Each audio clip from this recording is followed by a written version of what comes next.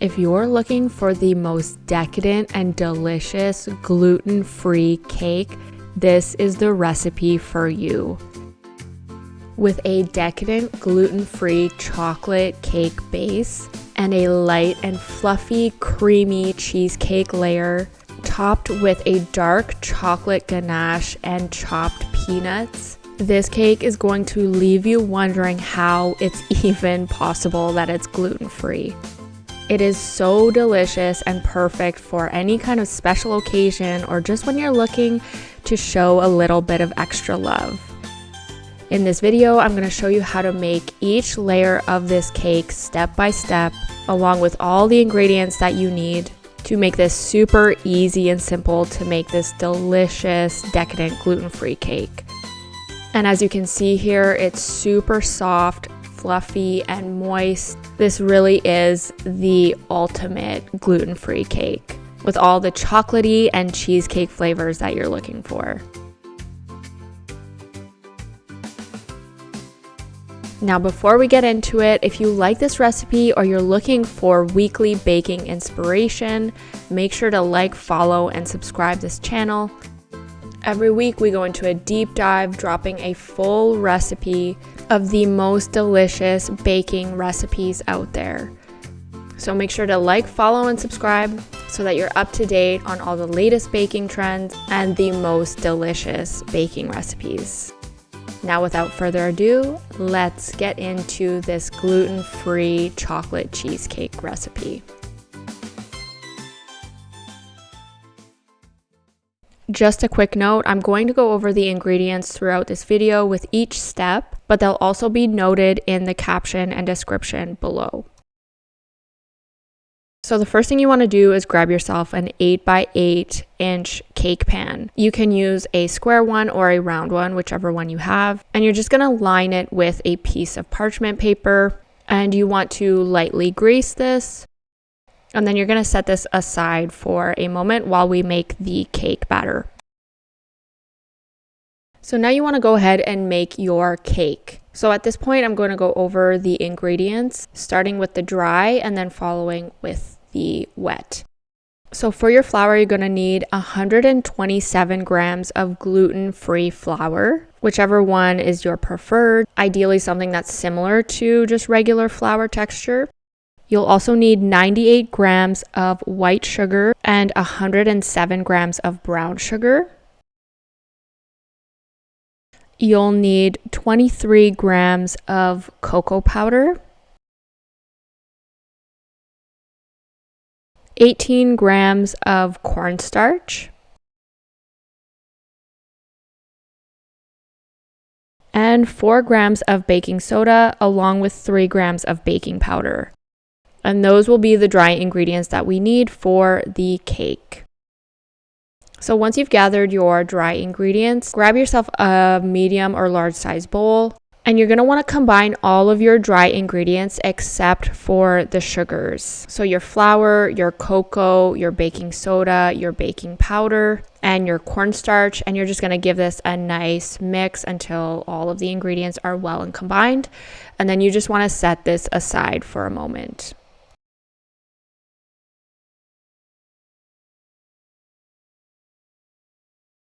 Now for the wet ingredients, you are going to need 81 grams of vegetable oil, 96 grams of Greek yogurt or sour cream, 3 large eggs, and 1 teaspoon of vanilla extract. Now, once you've gathered all of your wet ingredients, the first thing you want to do here is you're going to separate your egg yolks and your egg whites to make that really nice spongy texture in this chocolate cake. Splitting the yolks and the egg whites will help with that. Whipping the egg whites with the white sugar is going to give that really nice fluffy kind of meringue to add to the cake batter. That's just going to give it that nice light and spongy texture.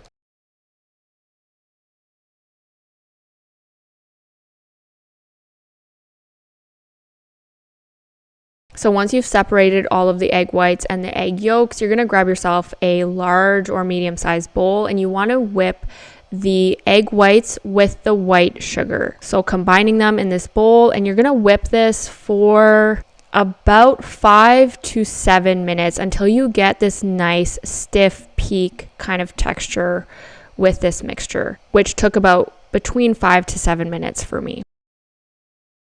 Now, while that's whipping, you can work on the other ingredients and the other mixtures. So in a large bowl, you're going to combine your brown sugar along with your vegetable oil and just give this a nice good mix until it's all nice and well combined here.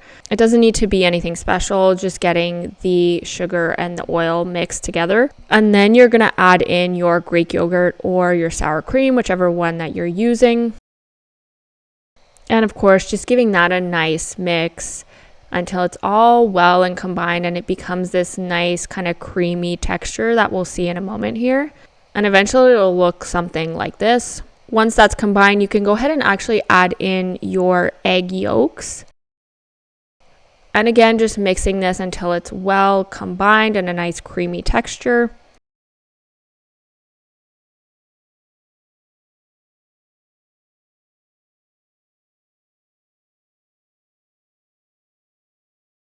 And from here, you'll also want to add in your vanilla extract and give that a nice mix. Now, once all of that is well combined, you're actually going to add in your dry ingredients.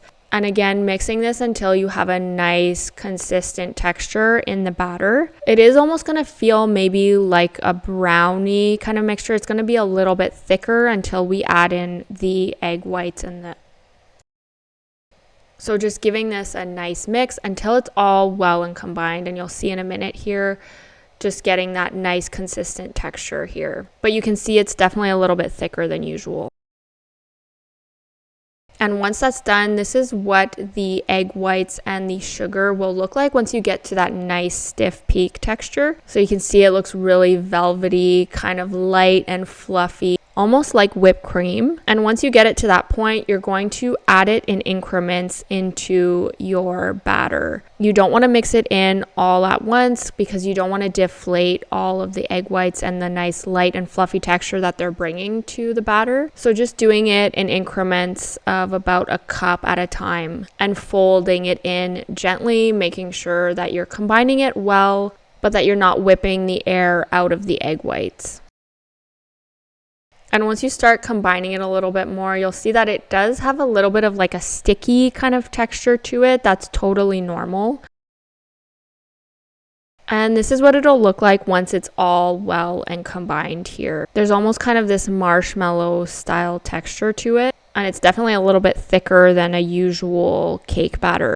And once that's done, you're going to grab your greased cake pan and just go ahead and pour your cake batter into it, flatten it out, spread it out evenly, and you're going to bake this at 350 for 43 minutes or until a toothpick comes out cleanly out of the cake. Now, while the cake is baking, you can make your cake soak. And for that, you're going to need 69 grams of coffee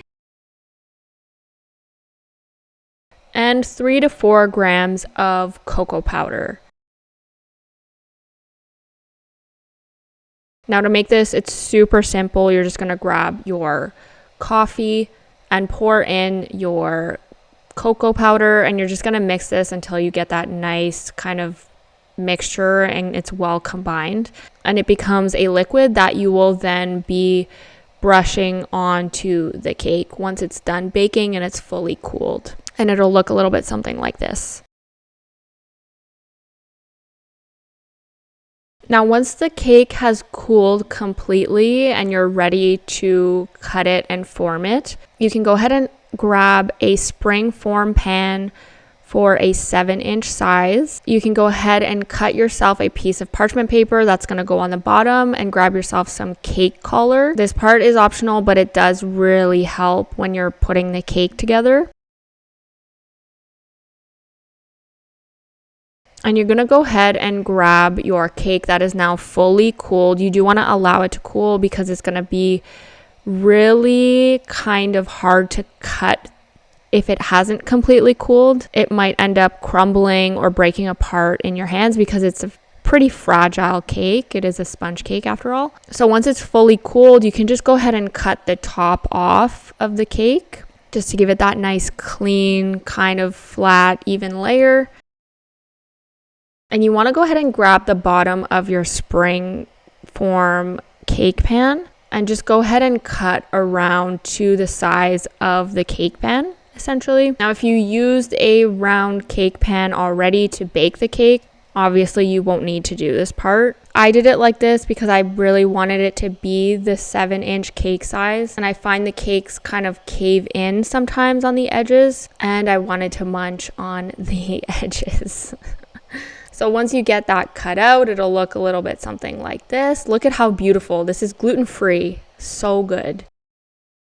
And from here, you're just going to put your spring form cake pan back together with the bottom having some parchment paper on it. And then you can go ahead and place your cake directly into the cake pan. And you're going to wrap the cake collar around the cake inside of the pan if you have it. Just like so. And you just want to wrap it kind of snugly around the cake. And from here, you're going to grab your delicious cake soak and you're just going to gently dab it onto your cake. And you want to use the whole cake soak that you made so that the cake absorbs all of this liquid and this flavor. This is what's going to make it really soft but moist at the same time, while having that light and airy kind of sponge feel to it as well, which is exactly what you're looking for in a cake. So once that's done, you're going to let that sit for a moment and set it aside while we make the next layer, which is the cheesecake mousse layer. Now for this part, you are going to need 200 grams of cream cheese, softened room temperature, 68 grams of powdered sugar, 235 grams of heavy whipping cream, 1 teaspoon of vanilla extract, and 50 grams of Greek yogurt or sour cream. Now you're going to grab yourself a medium-sized bowl and you're going to place your room temperature cream cheese in this bowl, and you just want to give this a nice beating to get it nice and creamy. So just go ahead and kind of whipping it and beating it with a rubber spatula or whatever, a spoon, just to get it all combined together and getting some of the clumps out that can kind of form in the cream cheese. So doing that for about a minute or so. And then you're going to go ahead and add in your Greek yogurt or your sour cream, your vanilla extract, and you're just going to combine this kind of gently at first so that it doesn't splatter and spill everywhere. And you want to combine this until it's all nice and well combined and it becomes this nice creamy texture. So once it's combined, it'll look a little bit something like this. So delicious already. And from here, you're going to add in your powdered sugar. If you can, I highly recommend using a sifter to add in your powdered sugar. It's not necessary, but it's really helpful to not create those clumps in the texture of this cream cheese mousse. Again, not necessary, but really helpful to get a nice consistent texture. And you're just going to mix this until it's all well and combined, gently at first so that it's not spraying everywhere. And once that's done, it'll look a little bit something like this. Again, super creamy and delicious. And you're going to set that aside for a moment and you're going to whip your whipping cream. So in a large or medium-sized bowl, just pouring your whipping cream, and you're going to whip this until you get stiff peaks. My machine has a setting on it for whipping cream, but it usually will go for about 2 to 3 minutes until it becomes these stiff peaks like this. And that's ready to add in to the cream cheese mixture to make that mousse. And the whipping cream is really going to help create that mousse texture without the gelatin to make it nice and light and airy and fluffy. So you want to go ahead and add in your whipped cream into your cheesecake mixture. But you don't want to do it all at once. Again, you just want to do it in increments, and you want to gently fold it into the cream cheese mixture so that you're not beating the air out of the whipped cream to keep that nice whipped kind of airy texture to this cheesecake mousse. So I'd recommend doing it in like 4 or 5 increments, or 4 or 5 sections of the whipping cream, and just folding it in into the cream cheese mixture.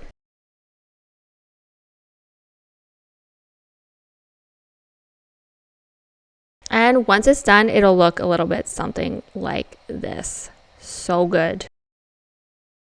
Now this part is optional, but I decided to pipe on the cheesecake mousse onto the cake, but you can go ahead and spoon it directly onto the cake if you want to as well.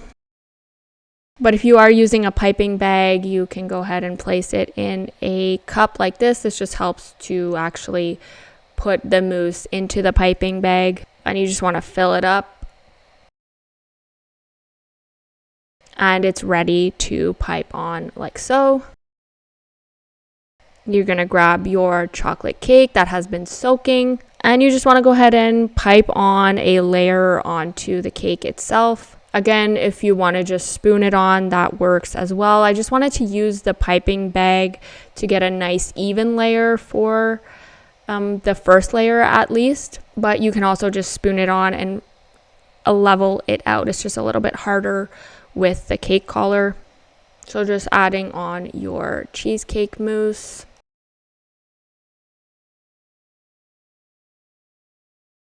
And this part, I just decided to spoon it on directly and kind of level it out on my own. So you can do it either way.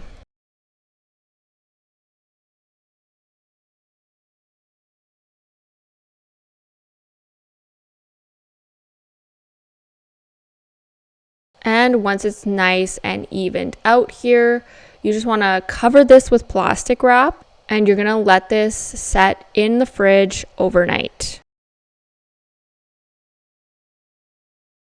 Now, once the cake has set overnight in the fridge, you want to go ahead and make your chocolate ganache.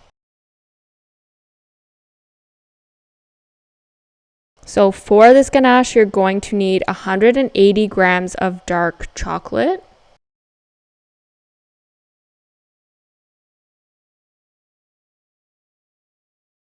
169 grams of heavy cream, and this part's optional, but 37 grams of chopped peanuts. I like to add that for just a little bit more texture to the cake, but again, super optional. Now to make this ganache, it's pretty simple. You're just going to grab your heavy cream and you're going to warm it up in the microwave for 30 to 40 seconds. You're going to grab your dark chocolate, place it in a microwave safe bowl, and pour your warmed up cream on top of the chocolate. Now you do want to let this sit for about a minute, and then you can go ahead and kind of mix it together. Now chances are that the chocolate won't be fully melted at this point, so you just want to mix it and kind of get a feel for it. If it's still really clumpy, you might need to put it in the microwave like I did here. But again, being super careful when you're putting this in the microwave because you don't want to overheat it. So putting it in the microwave for increments of 5 to 10 seconds, giving it a mix, getting a feel for the chocolate if it's melting or not. And if it's still really clumpy, you can go ahead and place it in the microwave again for 5 to 10 seconds until you start to see that it's kind of coming together like this. You can still see little specks of the chocolate, but it is combining and it is melting. Like you can see here, it's getting more and more liquidy, a little bit thicker. And here you can see it's really starting to combine well. Now, once you get to that point, you do want to let this sit for a moment and let it cool. You don't want the chocolate to be too warm and too thin because it won't create a nice chocolate layer on top of the cake. So once that's done, you can go ahead and grab your cake out of the fridge, taking the plastic wrap off of the top. I'm starting by taking off the springform pan as well as the cake collar For this point, because the cheesecake mousse is very fragile and sensitive, you can go ahead and run a knife along the sides where the cake collar is hitting that cheesecake mousse, just to kind of get it to detach, but also keep the shape of the cheesecake mousse. And once you've done that, you can just go ahead and remove the cake collar and running the edge of the knife around the edges if you want to, just to give it that nice clean look. And she's ready for the chocolate ganache. So once your chocolate ganache has thickened a bit, mine is a little bit too thin here. I didn't let it sit long enough. It's a little bit too warm. So you do want it a little bit thicker than this, but it will still work. Like you can see here, it is setting on the cake. It's just a little bit thinner than I wanted it to be.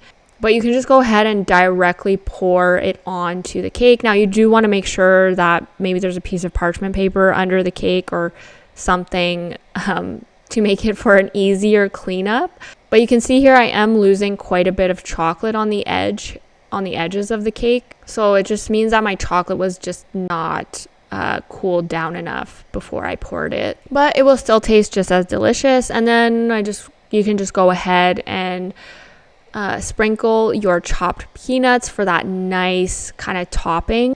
And you just want to let this chocolate set on the cake for maybe like an hour or two in the fridge, and then it will be ready to go. So just go ahead, you can place it on a plate or on a cake board, whatever it is that you're using. And because my chocolate was a little bit warmer and it seemed like it wasted a lot, I just grabbed it and put it in a container and just poured it onto the cake afterwards.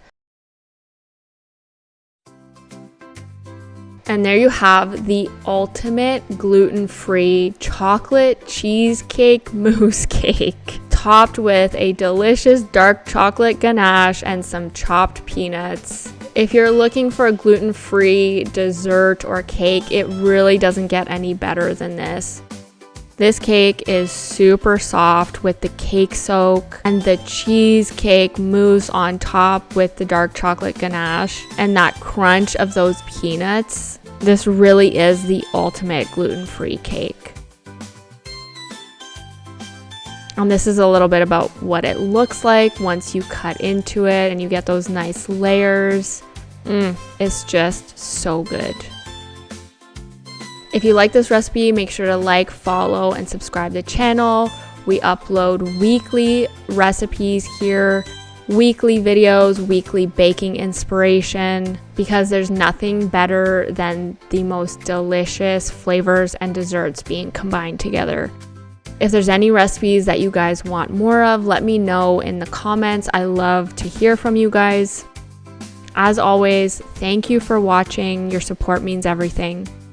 And we'll see you next week.